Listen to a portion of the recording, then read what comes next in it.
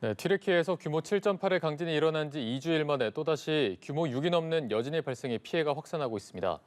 저희가 튀르키예 현장을 직접 취재한 소재형 기자와 또 일주일 넘게 긴급 구호 활동을 펼치고 귀국한 원도연 구호대장 두 분 모시고 튀르키예 현지 상황에 대해서 자세한 이야기 나눠보도록 하겠습니다.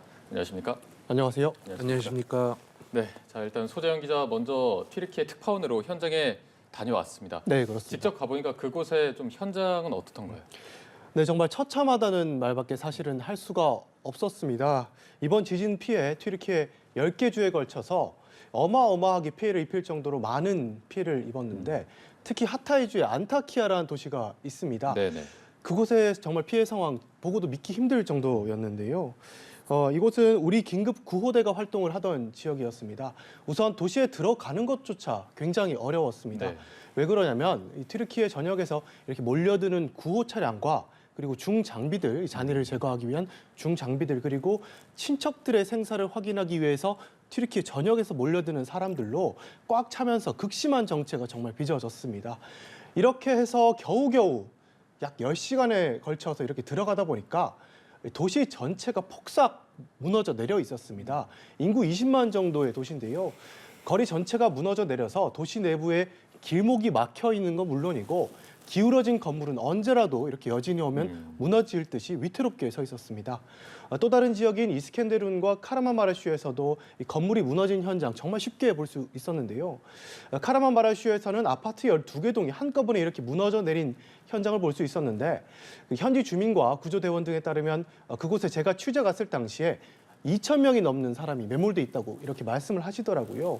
그냥 눈으로 보기엔 건물 잔해 더미에 불과한데 이 밑에 수천 명의 사람이 깔려 있다는 생각을 하니까 참 상상하기도 싫은 그런 현장이었습니다. 네, 이제 소재영 기자의 말을 들어보니까 아까 말씀했던 대로 처참하다라는 표현이 정말 맞는 그런 상황이었던 것 같습니다. 그리고 일단 사망자가 굉장히 많지 않았습니까? 사망자가 많았던 원인 좀 파악된 거 어떤 게 있을까요? 네, 우선은 현재까지 튀르키예와 시리아에서 집계된 사망자 약 4만 7천 명, 그러니까 5만 명에 거의 육박하는데요. 네.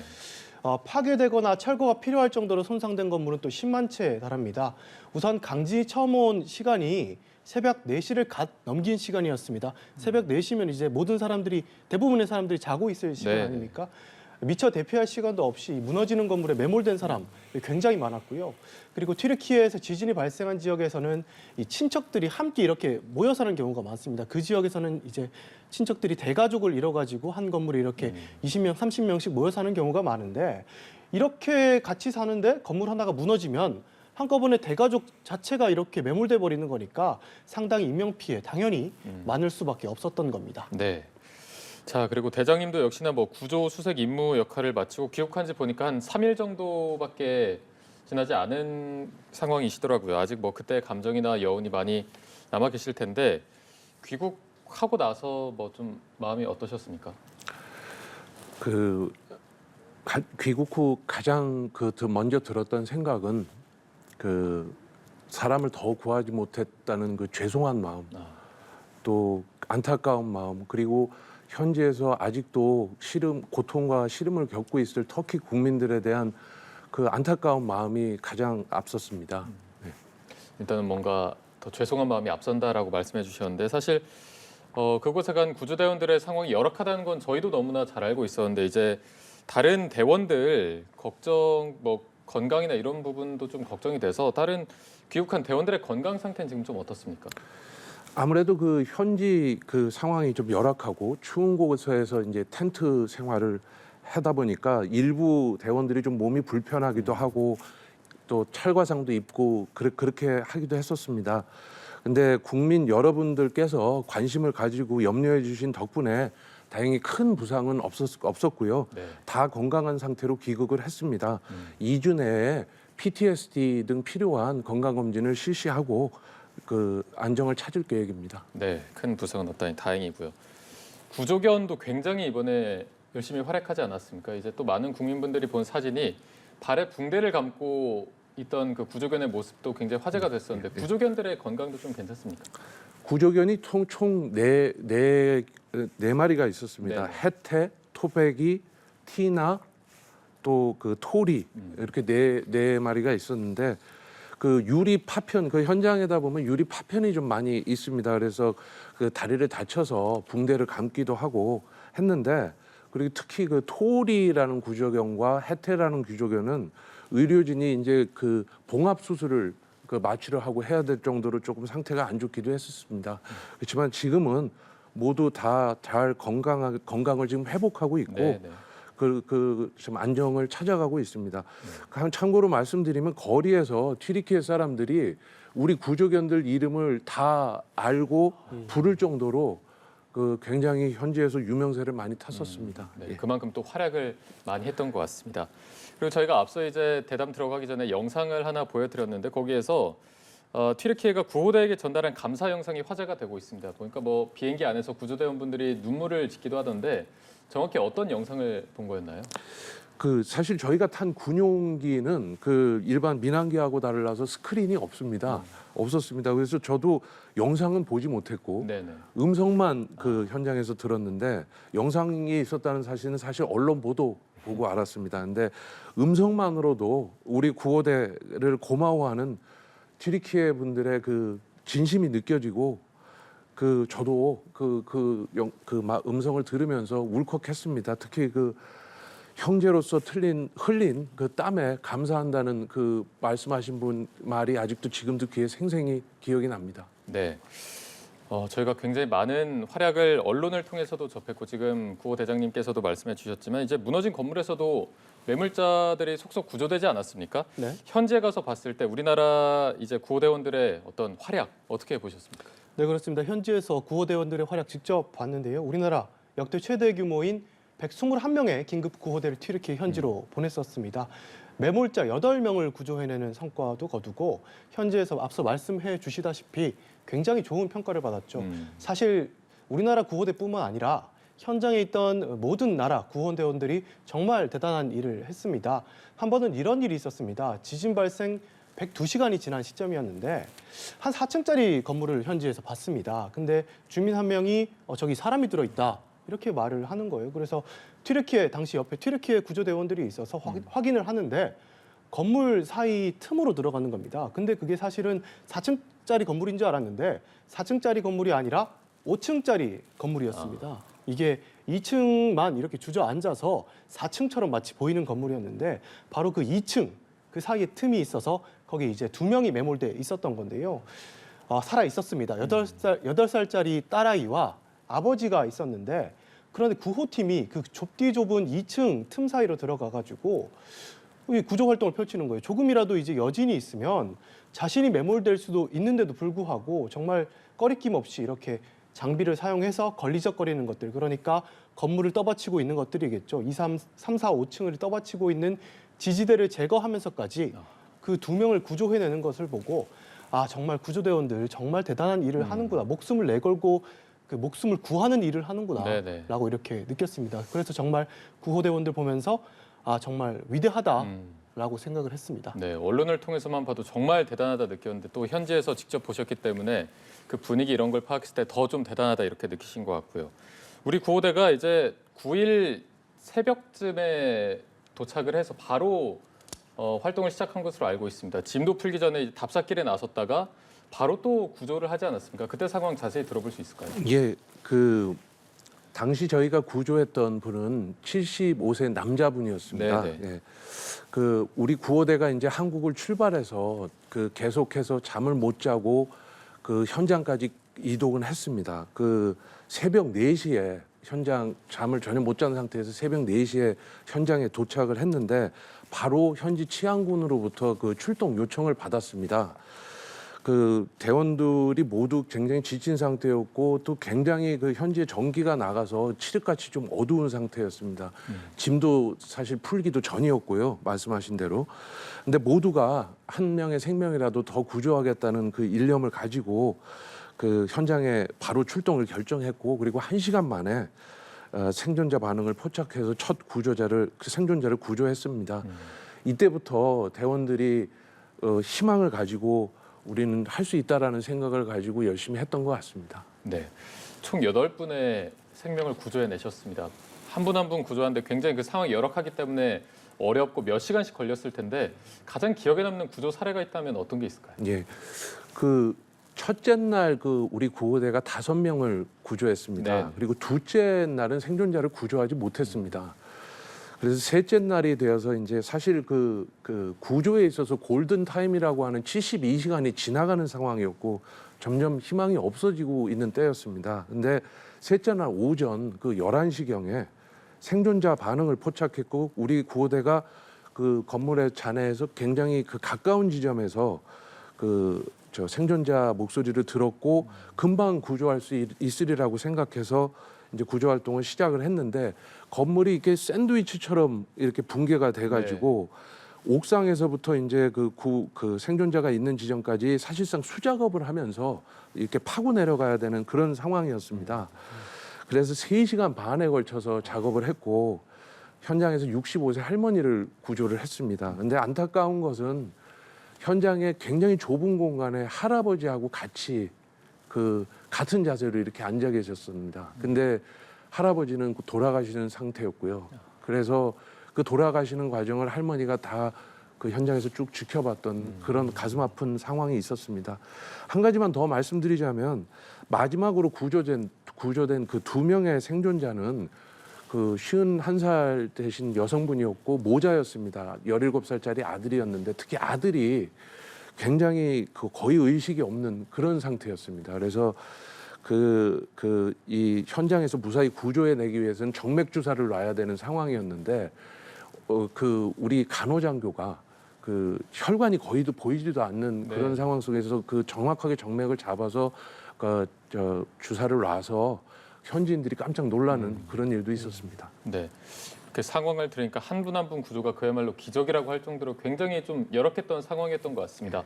저희가 이제 뭐 언론을 통해서 접하기를 추위도 날씨도 굉장히 안 좋았고 중장비도 들어갈 수 없는 상황이었기 때문에 정말 안 좋은 상황이라는 건 알고 있었는데 현지에서 구조하시면서 어떤 점이 가장 어려웠습니까? 전기, 수도, 가스 다 끊긴 상황이었고 말씀하신 대로 또 구조대가 너무 많이 오고 도로가 다 유실되고 이런 상태여서 어마어마한 교통 체증도 있었습니다. 그런데 그런 것보다도 아마 현지에 있었던 사람들은 그런 것은 또 극복할 수 있었지만 현지에 있었던 모든 사람들이 가장 크게 느꼈던 공포는 아마 여진에 대한 공포였던 것 같습니다. 실제 구조 첫날 우리 구조대 활동 현장에서 여진으로 인해서 이제 그 건물이 이렇게 굉음이 들렸고 그래서 우리 구호대가 일부 일부 뛰어서 이렇게 좀 대피를 했던 적도 있었습니다. 지금 이진 구호대가 가 있는데 6.4도 또 여진이 있었다고 맞습니다. 합니다. 그런 부분이 가장 또 힘들었던 부분이고 또 한 가지 말씀드리자면 현장에서 생존자 구조에 좀 집중을 해야 되다 보니까 시신 수습을 하지 못하는 경우들이 많이 있었습니다. 그런 경우에 좀 죄송한 마음 때문에 대원들이 많이 힘들어했습니다.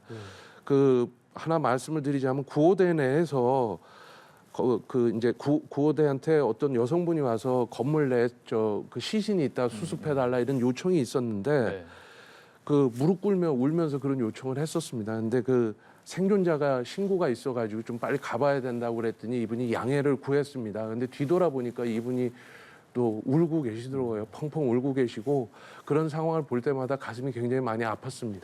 네. 이제 소재영 특파원도 지진 피해 지역에 직접 나가 있었기 때문에 저희가 현장 연결도 했습니다만 연결이 끊어지기도 하고 소재영 특파원도 안전 못 쓰고 취재를 하는 모습을 봤는데 직접 현장에서 취재해 보니까 어떤 게 가장 어렵던가요? 지금 방금 전에 구호대원 분들이 이렇게 어려웠던 상황 말씀한 뒤에 이렇게 말하려고 하니까 좀 민망하기도 한데요. 어려운 것 근데 제 입장에서도 상당히 많았습니다. 이 안타키아 지역 아까 말씀드렸는데 그곳은 전기와 통신, 수도, 가스가 다 끊겼거든요. 그래서 당연히 씻을 수도 없고 상업적 거래도 사실상 마비된 상태여가지고 현지에 통용되는 리라 화폐가 의미가 없었습니다. 그래서 뭔가를 사 먹거나 숙박할 수도 없었고요. 호텔도 당연히 없어서 차량에서 잘 수밖에 없었습니다. 그리고 건물 잔해들이 곳곳에 있다 보니까 이렇게 삐져나온 철근이나 유리처럼 이렇게 날카로운 것들이 많아서 물리적으로 이렇게 지나다니기가 굉장히 또 힘들었습니다. 다만 아다나나 가지안텍 같은 다른 지역에서는 비교적 지진이 이 도시 전체를 덮친 건 아니어서 전기 등 일부 기능이 좀 살아 있었고요. 호텔도 운영하는 곳들이 좀 있었습니다. 다만 그 호텔들도 내부에는 곳곳에 이렇게 금이 가 있는 경우가 많았는데 강진이 2차례 발생한 뒤에 여진도 많이 오지 않았습니까? 그래서 여진이 심했으면 자칫 위험한 상황이 연출될 수도 있었습니다. 그래서 당시에는 당연히 무너지지 않을 거라고 이렇게 생각을 했는데 지나고 나서 생각해 보니까 참 아찔한 순간이었습니다. 네. 지금 뭐 튀르키예 전 세계적으로 구호 물품이 쏟아지고 있는데 이게 잘 전달은 되나도 궁금하거든요. 현장에 있다 보니까 이게 도착은 잘 되고 있었습니까? 뭐 조금 뒤에 말씀드리겠지만 특정한 물품들을 빼고는 정말 현지의 물품들 정말 충분합니다. 이 식료품 같은 경우에는 정말 그 빵과 물 같은 경우에는 산처럼 쌓여 있고 옷과 이불도 길에 뿌려놓고 이렇게 이재민들이 알아서 가져가게 할 정도로 물자가 풍족한데요. 저희도 이재민 캠프에 취재를 간 적이 있는데 함께 배식되는 식사를 같이 먹어도 될 정도로 이렇게 식량이 충분했습니다. 이재민들이 먼저 나서서 취재진에게 먹을 것을 권했을 정도니까 식료품 많았고요. 배고픔은 사실 큰 문제가 아닙니다. 다만 그 문제는 추위입니다. 추위.